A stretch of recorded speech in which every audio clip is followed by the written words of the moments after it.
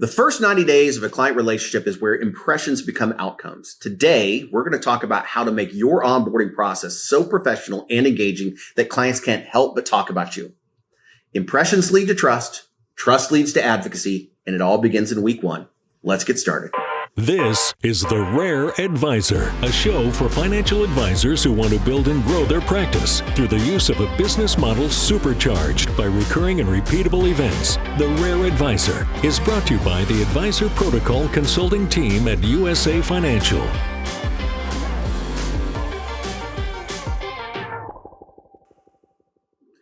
Welcome back to The Rare Advisor.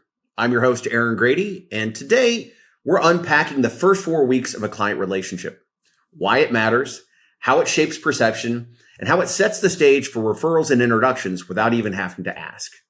Now, the question often is why? Why does it matter?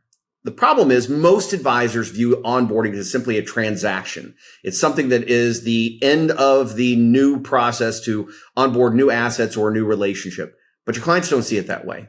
This is a unique opportunity in the relationship, one that, quite frankly, you don't often get to repeat.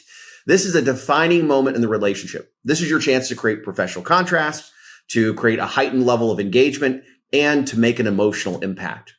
Now, one of the conversations that we have quite often with financial advisors is helping them understand where the opportunities for advocacy absolutely lie inside of a relationship. Now, there are typically 2 times in a client relationship where you, as a financial advisor, are the absolute peak of advocacy, where your clients just want to run out and talk about you. One of those times is during a moment of crisis, either personal or financial, and how you, as the financial advisor, step in and help shepherd them through that moment. And since you've gone above and beyond what their expectations were as a financial advisor, they want to naturally go out and talk about you. The other time in a client relationship where you're at the absolute peak of advocacy is during the onboarding process. It's a new relationship. It's new. It's exciting. You've solved a potential major issue or challenge in their life. This is an opportunity when they say, the old adage of you don't get an opportunity to make a great first impression. It's also that same way inside of the client advisor relationship. This is an opportunity to set the tone, to show them that you are different and that your process is built more on relationship than on business arrangements. And so understand that advocacy isn't a request. It's a response to an experience that you've curated and created for your clients. And so what we're going to talk about in the next few minutes is how you can create a simple, intentional, organized process to drive client advocacy. This is simply handled over 4 weeks. And this usually typically starts for any advisory team at some point once paperwork has been signed, once assets are on the move, when you know that this new prospect has become a new client. Now understand this is not about checking boxes. It's about orchestrating a first-class experience that creates advocacy. Part of advocacy, and this is a conversation that we have quite often as well, is part of client advocacy is remaining top of mind awareness, and the opportunity for your clients to be thinking about you when they otherwise wouldn't is something that has to be done with intention. Understand that your clients have so many things, just like you do in their life, that are warring for their attention. The moment they leave your office, they may be riding high on the opportunities that you've created for them, or the problems you've solved, or this peace of mind that you've given them. However, the minute they leave your doorstep, they constantly have all these other things that are vying for their attention: vacations, children, grandchildren, just life in general. And so because we know that this is one of those unique moments in the client relationship where you're at the peak of advocacy, how do we extend this honeymoon phase? How do we stay in front of your clients when they are in this window of time where they want to talk about you? And so again, we do it through a 4-step process that covers 4 weeks. So in the very first week, once we've deemed this is the start of our new client onboarding process, in the very first week, you would send a simple handwritten thank you card. It's thoughtful. It's written by you. It shows intentionality. The fact that you as an advisor will take a few moments out of their day to pen down a simple note and message to them is a meaningful gesture. It creates emotional and physical shelf life and shows sincerity. Now, when we talk about shelf life, you can extend that shelf life by picking out a beautiful thank you card. This is not the standard, Office Depot says thank you on the front. This is a little beautiful work of art. We talk about one of the organization's lavish cards has some great ones. You can go out and have some of your own made, but these are little beautiful works of art that you will set on the mantelpiece, and you'd be afraid, or maybe not afraid, but you'd feel bad throwing it in the trash can. These are something that people want to hold on to, and that they show that you took a little time, you invested some money into this effort. And so the beautiful card is one step towards that. It's on nice stationery. And then one other thing you might want to consider is make sure that you put a personal note in there. This is something that speaks to them. Maybe it's something you picked up during the onboarding process. Maybe it's talking about an upcoming trip or a family vacation, or maybe it's talking about the kids. It's something that shows that you absolutely listened and heard them. The one last thing I will say about the card is always thank them for the relationship. Never thank them for the business. This is about creating professional contrast, about being different, not about a business transaction, but more about a relationship. So in week 2, and this will come obviously a week later, would be a welcome letter or packet. Now, in the simplest sense, this could be just a letter, a professional on your letterhead, branded letter that speaks to what they can expect, maybe a roadmap of what's to come in the next few months or years.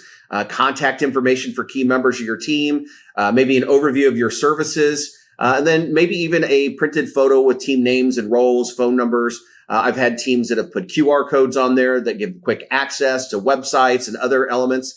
I've had teams that have built complete welcome packets that have, really like a step-by-step guides into how to get access to account information and other tools and resources.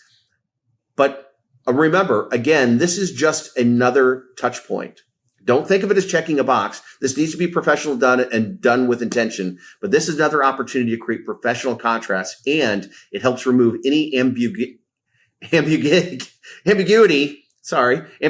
of who you are and what your team does and their roles. So, if you've got team members who are actually going to pick up the baton and run with things going forward, if you work in a team setting, this is another great opportunity to reinforce that.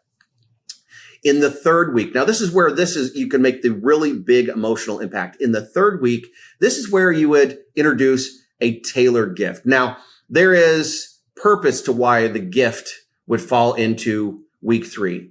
And that's because this gives you the opportunity to maybe make the gift about the client. In a perfect world, I always ask an advisor, how many new clients do you typically onboard in the course of a year? And if the answer is less than a dozen, or maybe a dozen, 1 a month, maybe 2 a month, the question I always ask is, could you personalize this gift? Could you make this gift more about the client? Could you use things in the term that we always use? We use the idea of form, family, occupation, recreation, money, the personalized information that you've garnered from this person through the onboarding process or through the new client process. Could you make this gift completely about them? And so if the answer is yes, then great. Then this is something we can talk about right now. But I have some teams that say, you know what, we're just going to standardize this gift. We're going to make it something that is that's going to be high quality. That's going to be, unique to our firm, but it's going to be something that we do for all of our top tier clients. And understand, this is something that you typically would do for your top tier. Now, as we talk about going through the new client process and client classification, it's all about narrowing your focus to a type of client, your ideal client that you wish to onboard. And at some point, every financial advisory practice gets to a point where they're only looking to onboard new ideal clients. Now, if you're in the case where you're still onboarding clients of all levels, then maybe you reserve a tailored gift experience for those at the top tier. Now, what I will say is, if you're going to make this gift about the client, then what I would say is you want to remember these things. Start off by making the gift thoughtful. And quite frankly, the gift in and of itself is just thoughtful. The fact that you're going out of your way to give a gift to the client is thoughtful. Make the gift meaningful. That's the idea of using the concept of form, family, occupation, recreation. The idea of making this gift about them. They love to travel, or they like horses, or they like wine. Personalizing or making the gift meaningful about them. Personalize. Make the gift about them by putting their name on it. I jokingly tell advisors often that by putting the client's name on it, or maybe their initials, you lower the risk that they might try to regift it.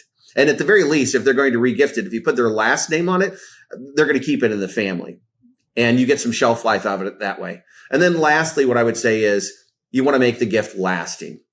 The joke I always tell is don't buy logo golf balls. Because if they play golf like I play golf, they're going to lose most of those golf balls within the first round. So make the gift thoughtful, make it meaningful, make it personal, make it lasting. And this signals that you listen and you care. It reinforces that this is about a relationship, not a transaction. And then lastly, about the gift, what I would say is this. This is a mistake that often too many times advisors make. Do not put your logo on it. The minute you put your logo on something, it stops being a gift and it starts being marketing, signifying that it's about you and not about them. There's lots of opportunities and times for you to give your clients items that have your company logo on it, golf shirts, hats, Yetis, any number of items. And that's absolutely wonderful. And I've been showered with those type of, offerings from advisors I work with, and they're appreciated. But this is a unique opportunity to make it solely about the client. Make this a gift about them. Something that as every time they see it, every time they walk by it, every time that they, step into their kitchen and they see this, they think about the unique and special relationship they have with, of all people, their financial advisor. A unique little story is I have some advisors who will do custom cutting boards with the family name on these. I always tell advisors, if you're going to do that, spend the extra $8 and buy a custom stand for it. Because what you're telling the person on the other end is this is meant not to be tucked into a cabinet, hidden away from sight, but it's to be set on the countertop or in a display area so that all can see it. And where do a lot of people hang out? When they spend time at, if you're like my family, we all gather together. We all end up hanging out in the kitchen as we're making food and we're talking and we're telling jokes. And so if it's hidden away in a cabinet, you're losing some of that opportunity for shelf life. So just some simple ideas on gifting. We could talk all afternoon about the idea of types of gifts and what makes it special. So now we're on to week 4. So the last element of this 4-step process would be the first statement and care meeting. Now, the idea around this is an opportunity to bookend and kind of finalize this honeymoon window. Holding a care meeting typically happens when the first statements have arrived. This is an opportunity for you or a member of your team that you trust to walk through the statements, to answer questions. This is an opportunity to reinforce the decisions that the client has made. It's an opportunity to address any early concerns before we get too far down the road. And this is an opportunity to outline the relationship calendar. What's going to happen in the coming weeks and months, or maybe walk through your service matrix or your stewardship framework and talk about all the other things that the concierge level of treatment that they get for being one of your best new client relationships. There's a unique opportunity here that's missed by so many times. Advisors will have the client sign on the dotted line, and then they maybe set the next appointment. Oftentimes they don't even do that. It's thank you, see you later. And then 6 months later, you maybe hear from the advisor, or 12 months later, you hear when it's time to, do the annual review meeting. And so what I would tell you is this is a moment where you get to frame your process and talk about how it helps take care of the people that they care about. This is a unique opportunity for you to talk about your sounding board and how if there are people in their lives that are important to them, they're important to you as well, and how you are there to act as a sounding board for those that they care about and their loved ones. Remember the law of reciprocity. You've done something nice to them. You've showered them with all of this attention. You've shown them that you are unique and different. You've created professional contrast. And so now there's an opportunity to let them know that, hey, if we've done this for you, there are others in your life that are important. We could be important for them as well. And so how this process creates advocacy is important to understand. So understand that advocacy is not accidental. This is an engineered process that is thoughtful and it has intentional steps. By creating these opportunities where we combine emotional touch points, the thank you card and the gift, with professional structure, the packet and the meeting, you continue to build trust, you continue to reinforce confidence, and you get the opportunity to trigger conversations outside of your office. Remember, top of mind awareness. This creates an opportunity where they can talk about you when you're not around. Remember, clients don't talk about what you do. They talk about how you make them feel. And so the 4-week process in the short form is week 1 builds emotion through a card. Week 2 creates clarity or adds clarity through either a letter or welcome packet. Week 3 personalizes through a personalized gift.